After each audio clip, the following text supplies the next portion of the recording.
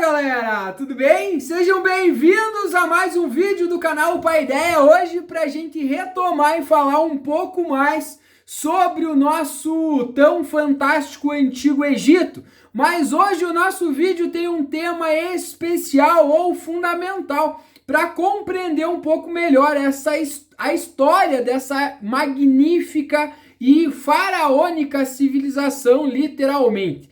Como já diria Heródoto, considerado um dos pais da história, o Egito é uma dádiva do Nilo. E aí não tem como a gente falar do Egito antigo, falar da civilização egípcia, falar de toda a sua história, de todas as suas grandes e magníficas construções, sem se referir, sem falar da importância que o rio Nilo teve para a formação dessa sociedade. Como a gente já viu no vídeo anterior, a chegada dos primeiros povos às margens do rio se deu justamente no processo de grandes transformações climáticas, um processo de desertificação do norte da África que atraiu os povos para as margens dos grandes lagos, dos oásis, em especial do rio Nilo, que garantiu a sobrevivência. Mas mais do que água para sobrevivência, o rio também foi um grande meio de transporte, um local onde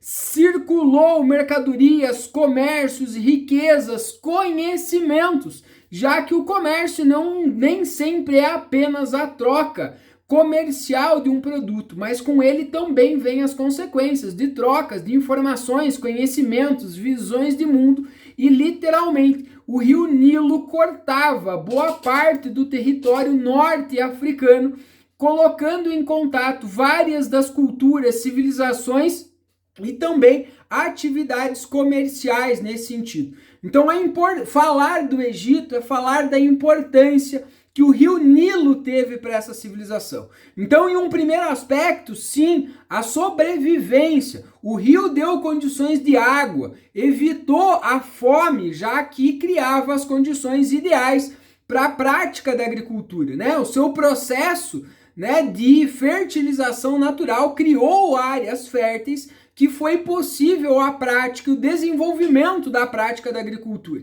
mas também serviu de uma grande estrada por onde circulou muitos desses conhecimentos materiais que fizeram o Egito se desenvolver literalmente. E muitos dos aspectos culturais do Egito também se explicam ou a gente consegue entender devido a este contato com o rio ou a proximidade com o rio.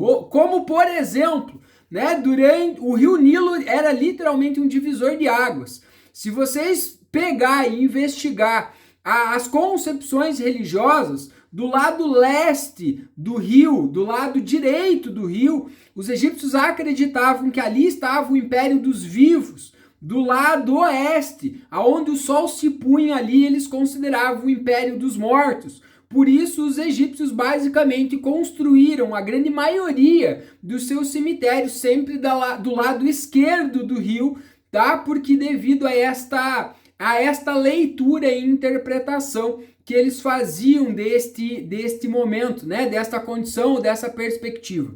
Nos primeiros anos da formação, das primeiras chegadas dos povos que foram dando origem aos nomos, depois o Alto e o Baixo Egito, e depois a civilização egípcia, não foram muito fáceis, devido ao fato de que eles não entendiam o ciclo, não compreendiam o ciclo do rio. Com o passar do tempo e do desenvolvimento da observação, de observando os ciclos, eles foram assimilando as grandes transformações, perceberam que em épocas do ano o rio sofria um processo natural, de vazante, depois um escoamento da água. Então começaram a perceber esta prática dos ciclos do rio e começaram a tirar dali justamente o conhecimento necessário para o desenvolvimento durante esse processo. Então, as pessoas foram aprendendo a lidar com o rio, foram aprendendo a literalmente organizar a sua vida social, política, econômica,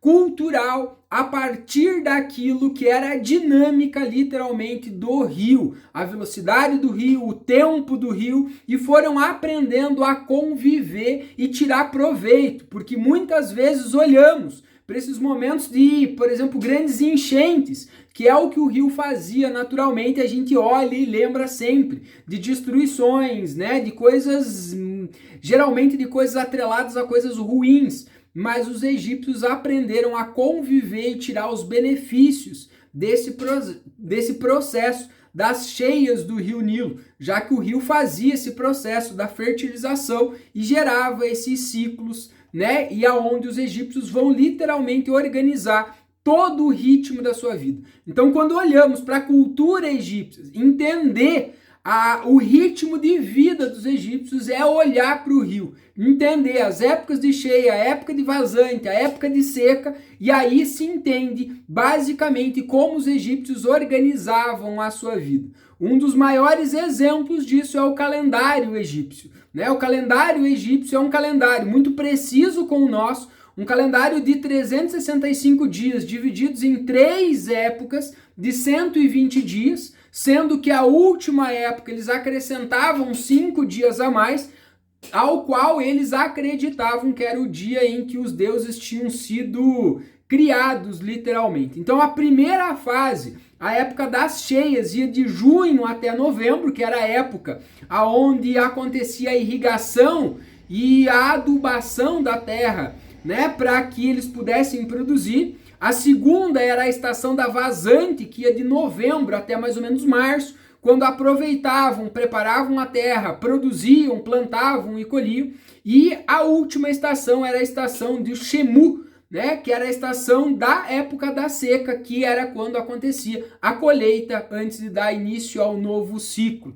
E ao longo deste convívio com o rio, os egípcios desenvolveram alguns conhecimentos extremamente precisos na astronomia para prever e observar o rio, já que eles percebiam que todos os anos, quando o rio começava o seu processo, né, de cheia, uma mesma estrela aparecia no céu, a estrela Sírius, e eles perceberam que a cada exato 365 dias, essa estrela voltava para a mesma posição, justamente quando o rio começava o seu processo, né, do seu ciclo das suas cheias nesse sentido. Os egípcios também desenvolveram conhecimentos para medir quanto o rio teria capacidade de irrigar os campos em cada ano. Eles desenvolveram aquilo que eles vão chamar de nilódromo, né? Uma espécie de um medidor da capacidade da cheia do rio. Ele consistia em um poço aonde eles faziam próximo à margem do rio, um poço extremamente fundo, e de acordo com o nível de água que enchia esse poço, os egípcios sabiam até em que distância o rio iria chegar. Então isso ficava mais fácil deles organizar a vida do trabalho, de sementes, trabalhadores, sabendo quanto, prevendo quanto de produção alimentícia eles iam ter para a próxima colheita. Então isso ficava mais fácil de organizar a vida. Então os egípcios eles foram aprendendo, eles foram organizando literalmente toda a dinâmica e o ritmo da sua vida, social, política, econômica, cultural, com o ritmo que o rio oferecia. Por isso Heródoto vai genialmente deixar essa frase: o Egito é uma dádiva do Nilo, porque não temos como literalmente falar do Egito sem falar do rio Nilo, ou não temos como falar do rio Nilo sem lembrar dos egípcios, né? E também não esquecendo, né, que além dos egípcios nós temos a civilização núbia, os vários reinos da Núbia, que também se desenvolveram ao entorno do rio Nilo, muito próximo, né, com uma troca cultural, econômica, política, social muito grande para com os egípcios. Então o vídeo de hoje traz um pouquinho da importância deste que é um dos rios mais significativos da história e que deu origem a duas das mais impressionantes civilizações da história, né? Tanto a civilização egípcia quanto a civilização núbia, né? Ao entorno do Rio Nilo aí no norte, basicamente no norte do continente africano. Ok? Ó, gostou do vídeo? Deixa seu like, não deixa de seguir o canal, não deixa de ativar o sininho para receber mais informações e mais vídeos sobre a nossa história.